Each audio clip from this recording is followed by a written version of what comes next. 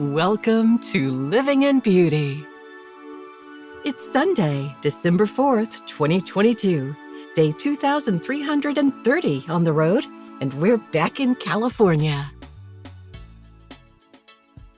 Long, dusty roads, midnight sun, thick wildfire smoke, rivers rising to the breaking point, cell signal outages, moose crash hot zones.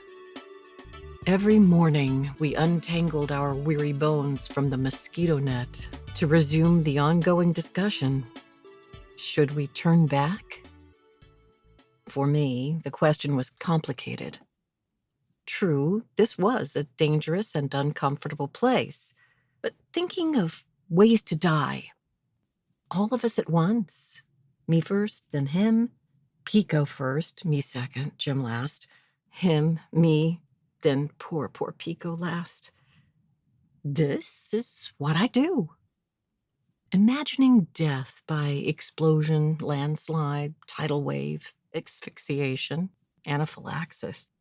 It's a thing I picked up as a child while living in southern Italy on an infant volcano which occasionally burped plumes of lethal gas. I know. I should have turned my talent into a career as a worst-case scenario specialist, but instead, I use it to torture myself. Thinking the horrible doesn't make me risk avoidant. It just gives me a tummy ache and annoys those around me. Over the years, Jim has adapted to my hair-raising projections, which may have saved our lives a few times. The occasional close shave, near miss, or narrow escape inspire gratitude for every breath we can grab on this beautiful, bloodthirsty planet. Here on the crispy thin Alcan, my powers had purpose. This is a place where the circle of life is not just a song. It's a region where creatures readily sense the sharp edges of their existence. Heaven and nature kill. And on the Alcan, that heavy-duty thought is red-flagged at all times. My quirky skill set had found purpose. At my request, Jim would have turned the rig around at the first available opportunity, whether he wanted to or not. That is a sacred living in beauty pact. There were days on the Alcan where we both felt we were out of our depth. But Jim is an advanced guy. For him, problems are like oxygen. We would press on, like a moving target if necessary. In the end, the Alcan made the decision for us. Turning south was out of the question when the road closed behind us. It was all the talk among the soakers at Laird River Hot Springs. A few days earlier, we had crossed the very spot where a flash flood busted the road in two. With water still rising from the spring thaw, we pulled out of Laird onto the Alcan, heading toward Watson Lake. The Watson Lake Visitor Information Center kindly allowed us to dry camp in their parking lot. With a region-wide cell service outage, which had nothing at all to do with flood or fire, we needed the complimentary Wi-Fi. Though the signal was weak, we were able to connect with family, attend to the Living in Beauty blog, and confirm campground reservations up the road. Meanwhile, we explored the legendary Signpost Forest.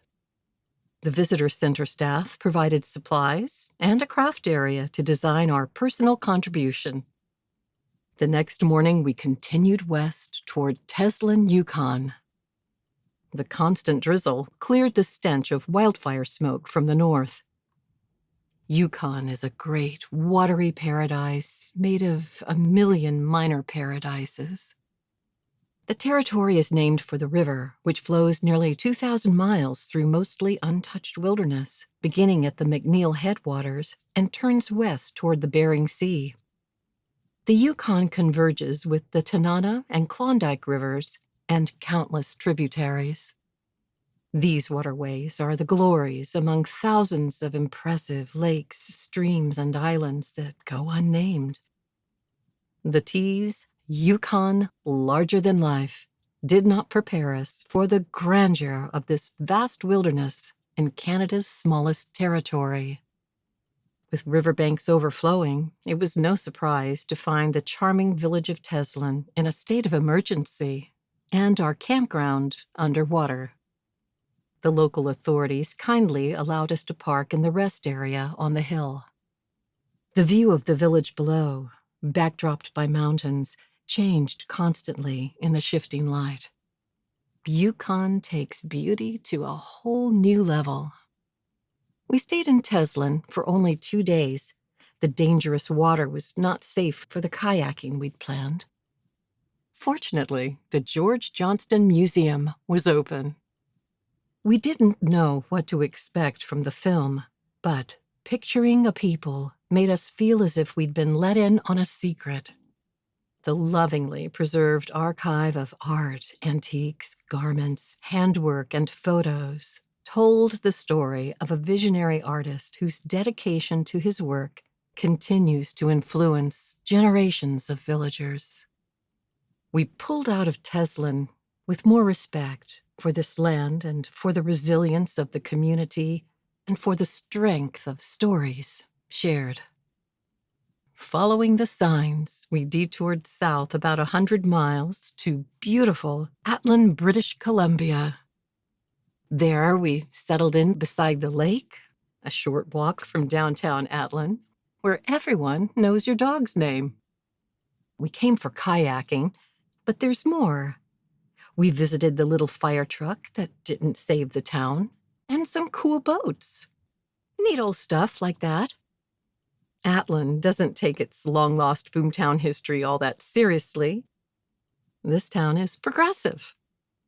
There's no cell service or Wi-Fi, but it's not about turning back the clock. It's about making room for peace and quiet and serenity. But don't be surprised if you have a great shopping experience in paradise. You definitely don't want to miss Atlin Mountain Coffee Roasters. Atlin is probably one of the most beautiful places on earth to meditate, write a poem, draw, or just stare at that tranquil lake. If we ever go dark, you just might find us in Atlin. Next morning, starting early, we followed our detour back to the Alcan. Wildlife viewing was always best on the side trips. That morning, we left one of the least populated hamlets in British Columbia and entered the territorial capital, Whitehorse, Yukon. Big town, big stores. We were desperate for tactical gear. Herbal repellents are enough in the lower 48, but not here, where the mosquitoes train in terrorist camps.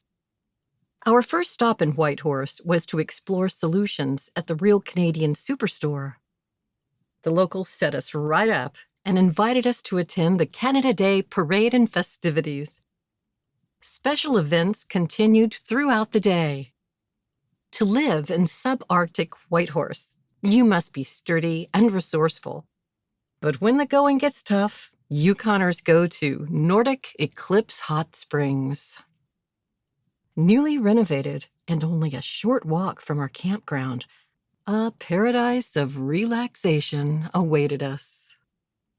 Formerly known as Takini Hot Springs and famous for the deep freeze hairdo competition, Eclipse Nordic Hot Springs opened the new facility to the public only 2 weeks before we arrived. We were two lucky chachacos.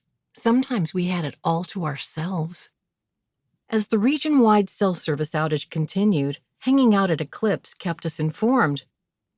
Word from other soakers was the Klondike Highway north to Dawson City was closed due to wildfires. And the Alcan was closed to the south, the way we came.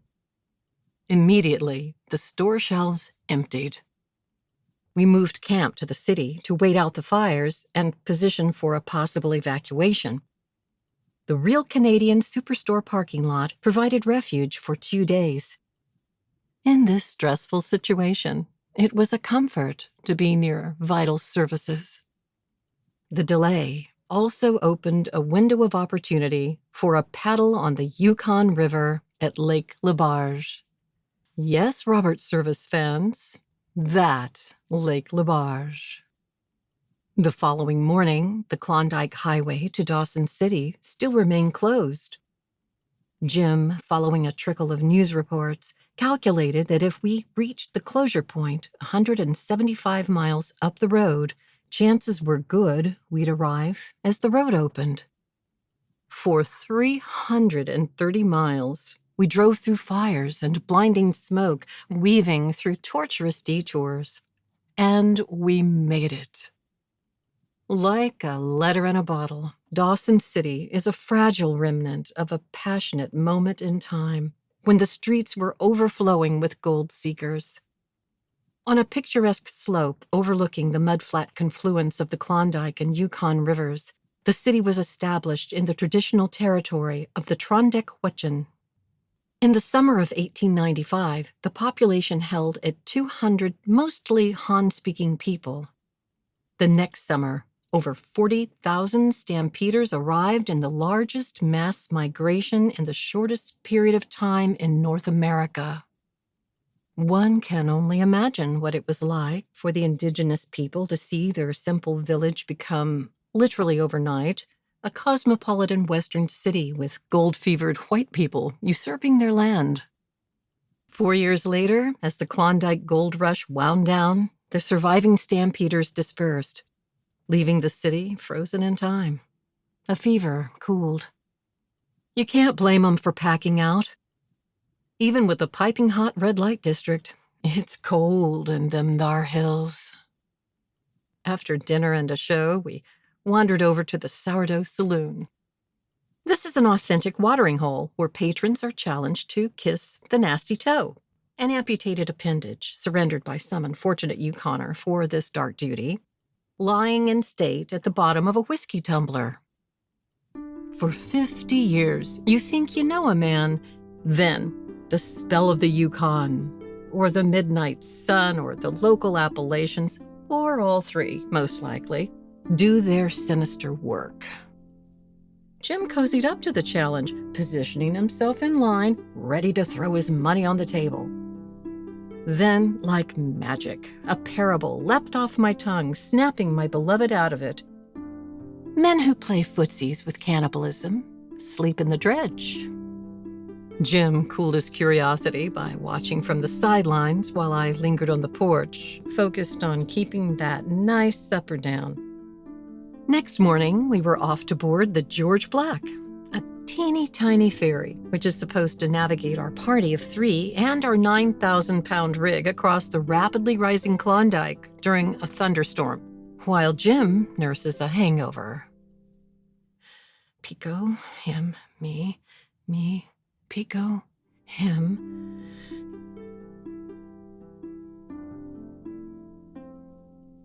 Thank you for joining us at Living in Beauty. If you like this post and want to be notified when a new one is released, please enter your email address and click the follow button at the bottom of this page. For more info, check out our travel maps and facts. Okay, that's it for now. Safe and happy travels. Until next time.